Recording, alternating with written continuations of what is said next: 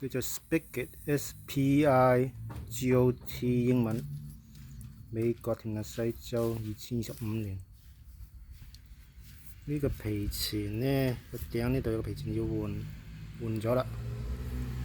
咁呢個叫做 anti-freeze spigot， 即係防冰嘅，即係條管係零舍長啊，係幾深啊。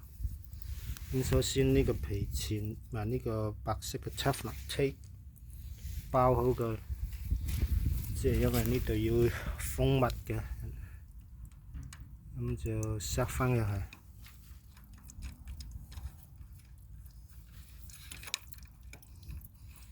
四方形嘅個頂嗰度，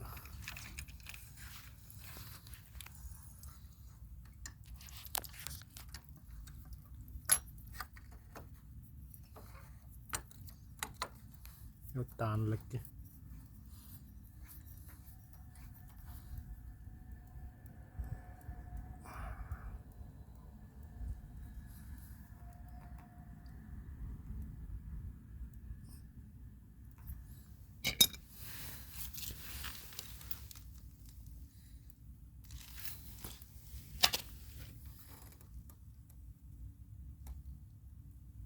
手上到緊為止，再然後用個扳手，我唔上得，隻手冇力啦，咁就向右轉。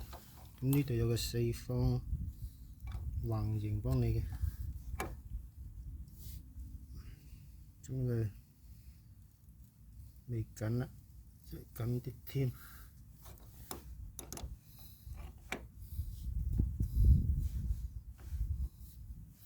每一次要上一下呢個輪，鬆一下個輪，即係就佢，唔好俾佢活動得太多，咪滑牙㗎。即係佢四方係一變咗圓就扳手就冇用，因為扳手對平個美國叫做 nut，N-U-T 螺母啩，螺絲。我又要鬆開佢方便入，但係一鬆夠呢就要閂翻緊嘅。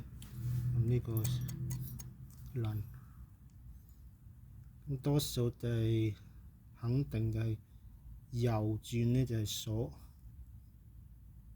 咁又唔好太緊喎，所以大約10磅20磅力夠啦。咁而家唔漏水啦，我開翻個試下。